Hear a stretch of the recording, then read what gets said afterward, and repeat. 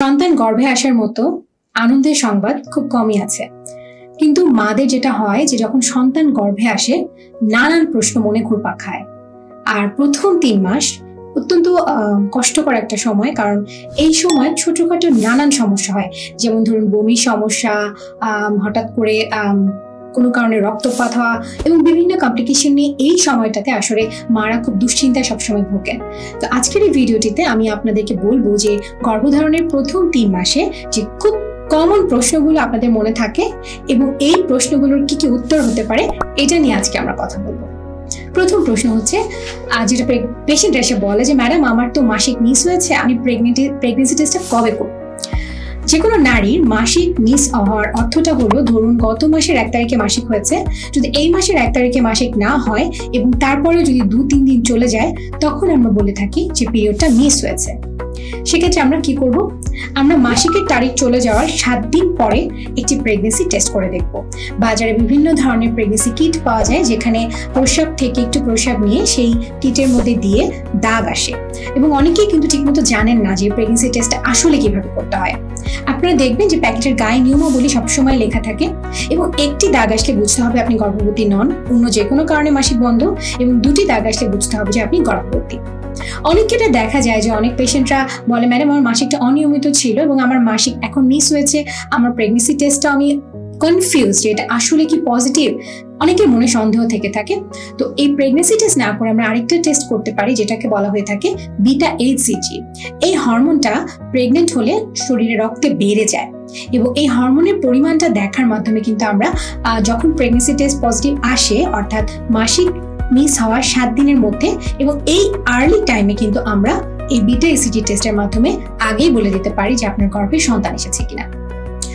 দ্বিতীয়ত যে প্রশ্নটা পেশেন্টরা করে থাকে যে ম্যাডাম আমার তো প্রেগনেন্সি টেস্ট পজিটিভ, আমার কি এখনই ডক্টরের কাছে আসতে হবে নাকি আরেকটু পরে গেলেও চলবে?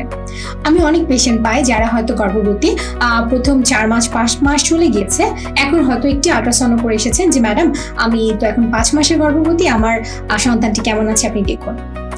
একটা জিনিস মনে রাখতে হবে, গর্ভকালীন সময়ে আমরা কিন্তু শুধু সন্তানটাকে নিয়ে চিন্তা করি না, আমরা কিন্তু আপনাকে নিয়েও চিন্তা করি।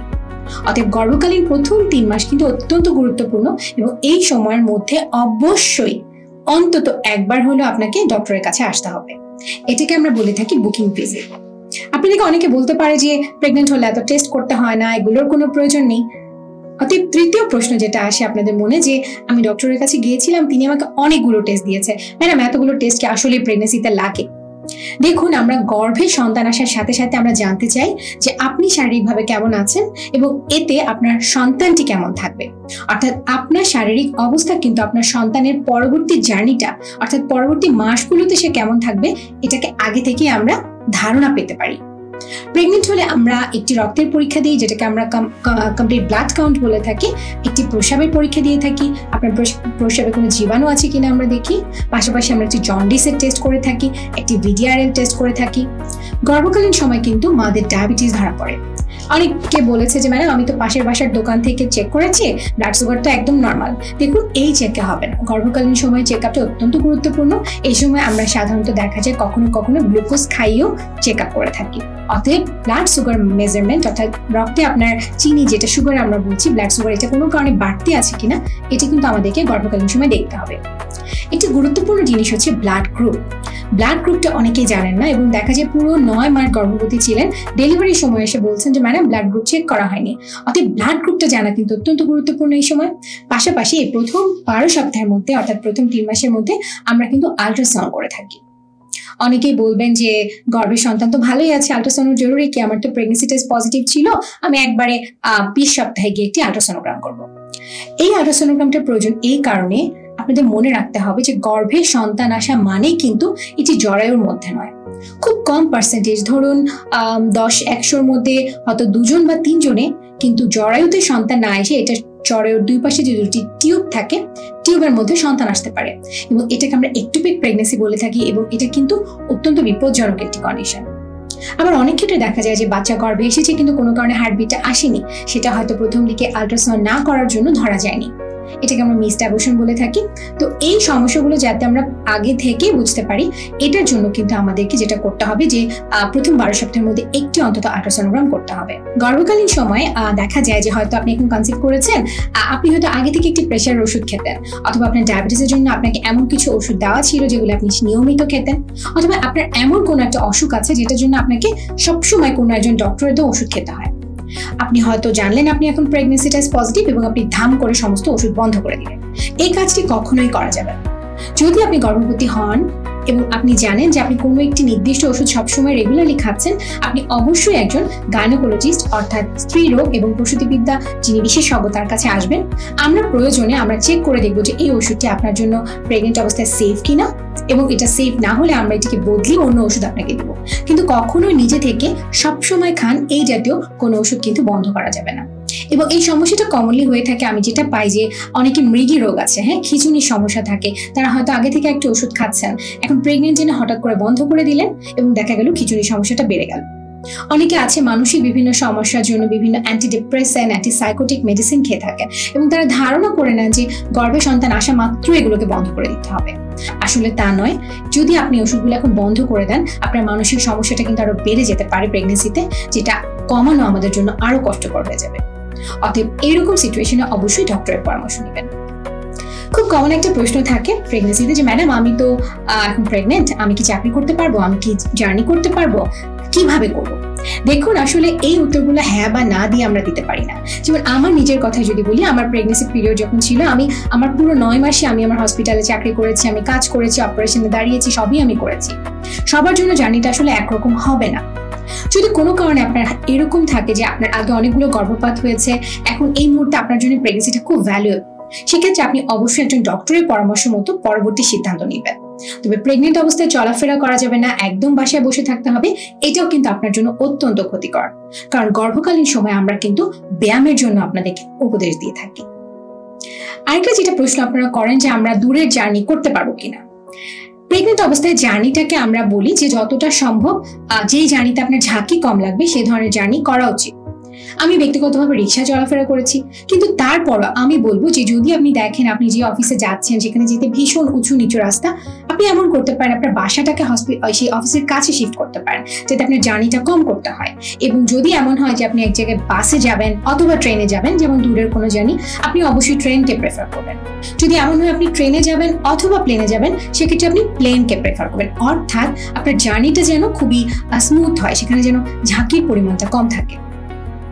আরেকটা কোয়েশ্চেন যেটা সবাই জানতে চায় যে ম্যাডাম আমি তো এখন প্রেগনেন্ট, তাহলে আমি কি কি খাবো আর কি কি খাবো না।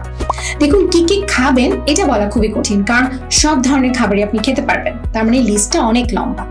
তবে কি কি খাবেন না সেটা বলতে পারি। যেমন আমি যেটা ব্যক্তিগতভাবে আমার পেশেন্টদেরকে বলি যে বাইরের খাবার সম্পূর্ণভাবে অ্যাভয়েড করবেন। এটার কারণ প্রথমত হাইজিন, দ্বিতীয়ত হচ্ছে দেখা যায় বাইরের খাবার খেলে অনেকের অ্যাসিডিটি হয় এবং প্রেগনেন্সিতে অ্যাসিডিটিটা অনেক বেড়ে যায়। তাই বাইরের খাবারগুলো অ্যাভয়েড করা এই সময় আপনার জন্য সবচেয়ে ভালো হবে। মুরব্বীরা বলে থাকেন পেঁপে, আনারস এগুলো খাবে না।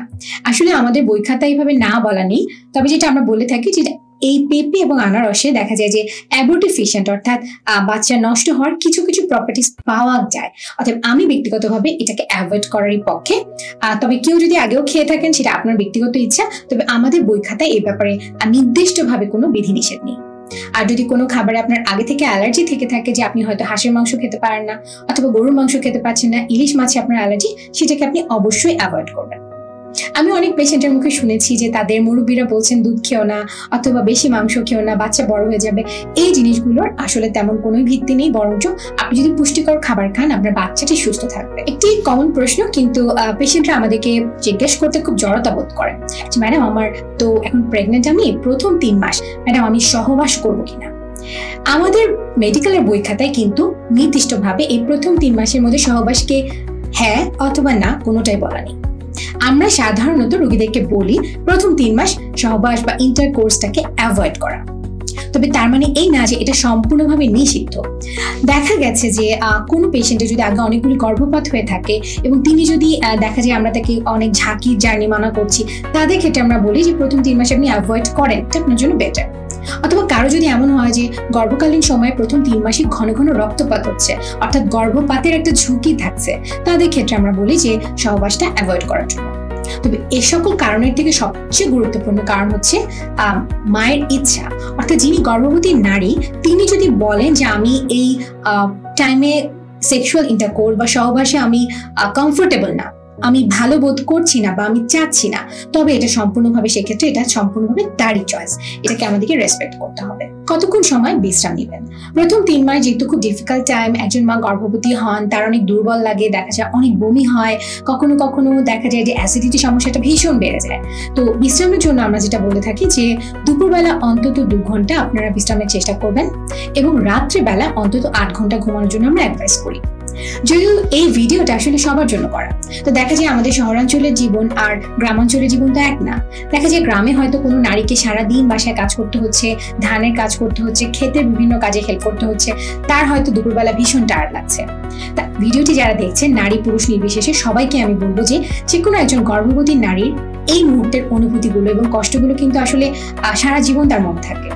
এবং এই সময় আপনি যদি তাকে কিছুটা বিশ্রাম দেন, তাকে কিছুটা ছাড় দেন, অথবা তার কাজে আপনি যদি নিজে অংশগ্রহণ করেন, তাকে সাহায্য করেন, এটা কিন্তু তিনি কখনোই ভুলবেন না।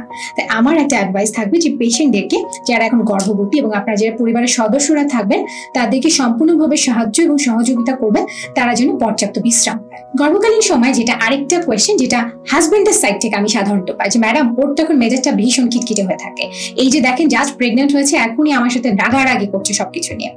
আসলে প্রেগনেন্সি হচ্ছে আমাদের শরীরে হরমোনের একটা খেলা বলতে পারেন, এবং এই সময় হরমোনগুলো যে বিভিন্নভাবে বেড়ে যায়, এই বাড়তি হরমোনগুলো বিভিন্ন সিমটম তৈরি করে।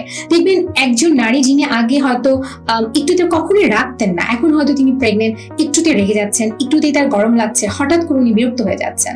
পরিবারের সদস্যরা খুব স্বাভাবিকভাবে এটা বুঝতে চান না, তারা ভাবে সে তো আগে এরকম করতো না, এখন কেন এরকম করছে।